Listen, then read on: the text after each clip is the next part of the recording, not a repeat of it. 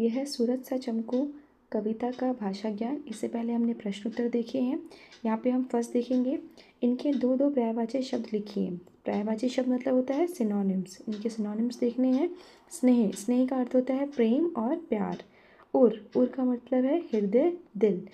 अमृत, अमृत का है सुधा, पीयूष। कुंदन, कुंदन का दो पर्यायवाची कौन कौन से हैं? सोना और कनक। पवन, पवन का हवा, वायु, अनिल। यहाँ पे मैंने 3 लिखे हैं, आप कोई 2 लिख सकते हैं। धरा, धरती, पृथ्वी। नयन, आँख, लोचन, नेत्र। पवन, बाग, बगीचा। नेक्स्ट देखेंगे वर्ण विच्छेद। वर्ण विच्छेद का मतलब होता है लेटर को सेपरेट करना। जैसे ये वर्ड है, वर्ड में से हर एक लेटर को अलग कर देना। इसमें बच्चे बहुत गलतियाँ करते हैं, इसलिए ध्यान से सुनना कि इसको कैसे करना है। जैसे ये एक वर्ड है, शब्द है, इसके एक एक को हम लेंगे और पहले हम व्यंजन लिखेंगे, फिर स्वर लिखेंगे। व्यंजन लिखते हैं पहले और उसके बाद व्यंजन के साथ जुड़ता है स्वर। तो और ये चीज़ आपको ध्यान रखनी है, हर व्यंजन के साथ स्वर ज़रूर होता है। तो पहले व्यंजन लिखेंगे और फिर स्वर लिखेंगे और हर व्यंजन के नीचे हलंत लगेगा, क्योंकि जब भी व्यंजन में से स्वर हट जाता है तो उसके नीचे हमें हलंत लगाना पड़ता है और अलग से उसको दिखाना पड़ता है, जैसे हम यहाँ पे दिखा रहे हैं। तो देखते हैं पहला है आधा स। तो पहले स, उसके बाद न, फिर उसके साथ कौन सा स्वर है? ए की मात्रा है तो ए। और ह के साथ कुछ नहीं है, जिस व्यंजन के साथ कुछ नहीं होता उसके साथ कौन सा स्वर होता है? उसके साथ अ होता है। ये है अमृत। अमृत में अ क्या है? अपने आप में ही स्वर है। तो अ, फिर म के साथ है री, तो ये री स्वर हो जाएगा इसके साथ। उसके बाद त, और त के साथ कुछ नहीं है तो उसके साथ अ आएगा। ये चीज़ ध्यान रखना, हमेशा व्यंजन के साथ हलंत लगता है, स्वर के साथ कभी भी हलंत नहीं लगता। स्वर जो होते हैं वो इंडिपेंडेंट होते हैं, वो किसी भी साउंड पे उनको डिपेंड होने की ज़रूरत नहीं होती, क्योंकि वो खुद ही अपने आप में पूरे साउंड है। लेकिन जो व्यंजन है उनको हेल्प होती है स्वर की, वो स्वर की हेल्प से ही बोले जाते हैं। देखेंगे नेक्स्ट मुश्किल। म, उ, आधा श, क, उसके साथ फिर मात्रा है ई, फिर ल और ल के साथ कुछ नहीं है तो अ। नेक्स्ट है कुंदन। क, फिर उ, कुंदन। यहाँ पे आप साउंड देखना, क पे उ की मात्रा, फिर न की साउंड आ रही है, तो क और उ, फिर न और द के साथ अ, और फिर न के साथ अ। जो वर्ण विच्छेद है इसमें बच्चे बहुत कंफ्यूज रहते हैं, बहुत ज़्यादा मिस्टेक करते हैं एग्ज़ाम टाइम में। छोटी छोटी चीज़ों में उनके मार्क्स कट जाते हैं, जैसे अब वो हलंत लगाना भूल जाएंगे, या कौन से व्यंजन के साथ स्वर लगेगा वो भूल जाएंगे, किसकी मात्रा कौन सी है वो भूल जाते हैं।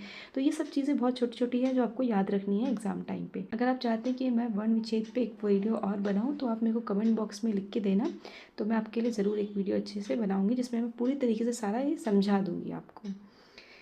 तो यहाँ पे नेक्स्ट है, इनके विपरीतार्थक शब्द लिखिए। विपरीतार्थक मतलब होते हैं एंटोनिम्स, मतलब ऑपोजिट। जैसे जीवन, मरण मतलब जीना, मरना। अपना, पराया मतलब मेरा, या ये पराया मतलब दूसरे का। मुश्किल, आसान। मुश्किल मतलब बहुत डिफ़िकल्ट, या आसान मतलब ईजी। स्नेह, घृणा। स्नेह मतलब किसी से प्यार करना, घृणा मतलब नफरत करना। दोस्त, दुश्मन, फूल और कांटा। आगे देखेंगे हम, प्रत्येक शब्द का अर्थ समझकर वाक्य बनाएं। Understand the meanings and make sentence. यहाँ पे क्या है, एक वर्ड है, उस वर्ड का, एक सिंगल वर्ड का दो अलग अलग मीनिंग है। दो अलग अलग मीनिंग है, सेम मीनिंग नहीं है, अलग अलग है। जैसे हम यहाँ पे देखेंगे, हृदय और एक तौल। मन का क्या मतलब होता है? हृदय और एक तौल। हृदय मतलब जैसे हम बोलते हैं आज मेरा मन नहीं कर रहा कुछ खाने का, या फिर आज मेरा कुछ अच्छा खाने का मन कर रहा है, या फिर आज मुझे बाहर जाने का मन कर रहा है। मन मतलब हृदय। यहाँ पे सेंटेंस देखेंगे, माँ का मन प्रेम और ममता से भरा होता है। जो माँ है, मदर है, उनका जो मन है वो प्रेम और ममता से भरा होता है। बेशक वो ऊपर ऊपर से हमें डांटती हैं, मारती हैं, हम पे गुस्सा करती हैं, बट अंदर से वो हमसे बहुत ही प्यार करती हैं। नेक्स्ट है एक तौल। एक तौल का है यहाँ पे मतलब मेज़रमेंट है यहाँ पे, कि आप वेट कैसे, जैसे यहाँ पे किसी चीज़ को वेट करना है, 1 किलो या 1 पाव ऐसे, है ना। उसे 1 मन चीनी चाहिए। उसे कितनी चीनी चाहिए? 1 मन चीनी चाहिए, 1 तौल चीनी चाहिए, है ना। चीनी मतलब शुगर। नेक्स्ट देखेंगे ताप। नेक्स्ट देखेंगे तप। तप मतलब होता है तपना और तपस्या। दोनों के अर्थ अलग अलग हैं। तपना मतलब होता है कि गर्मी में तपना, जो सूरज की जो सनलाइट है, सनलाइट में की जो गर्मी से तपना गर्मी से जो गर्म होता है उसको बोलते हैं तपना। और तपस्या, तपस्या होता है मतलब एक तरीके से सेक्रीफाइस आप बोल सकते हैं उसको, कि किसी चीज़ के लिए, जैसे योग में पहले करते थे ना, योग में तपस्या कर रहे हैं, कई कई साल हो गए तपस्या कर रहे हैं, वो चीज़। तो यहाँ पे इनका सेंटेंस देख के हम समझेंगे अच्छे से। छोटे जीव जंतु गर्मी से तप रहे हैं, मतलब गर्मी इतनी है कि छोटे जीव जंतु तप रहे हैं, तब गर्मी बहुत सता रही है। नेक्स्ट है तपस्या। भागीरथ की घोर तप से गंगा पृथ्वी पर आ गई। जो भागीरथ है उनकी तो घोर तपस्या, तो बहुत ज़्यादा कठिन तप जो उन्होंने किया था, उससे जो गंगा है वो पृथ्वी पर आ गई, धरा पर आ गई। नेक्स्ट है स्नेह। स्नेह का है प्रेम और तेल। तो पहला सेंटेंस है हमें दूसरों के साथ स्नेह से रहना चाहिए। स्नेह मतलब प्यार से, प्रेम से रहना चाहिए। दूसरा है दीपावली के दिन हम घरों में स्नेह के दीप जलाते हैं, मतलब तेल के दीप हम जलाते हैं। ऐसे शब्दों को हम अनेकार्थक शब्द भी कहते हैं। अनेकार्थक मतलब अनेक मतलब बहुत सारे, अर्थ मतलब मीनिंग, जिसके डिफरेंट डिफरेंट मीनिंग हो। जैसे हम यहाँ पे देखा है कि मन का डिफरेंट मीनिंग है, तप का डिफरेंट मीनिंग है और स्नेह का डिफरेंट मीनिंग है। ऐसे वर्ड्स को हम बोलते हैं अनेकार्थक शब्द। नेक्स्ट हम यहाँ पे देखेंगे, यहाँ पे थोड़ा सा आपको समझना पड़ेगा। और यहाँ पे हिंदी भाषा में कई तरह के शब्द हैं। कैसे हैं?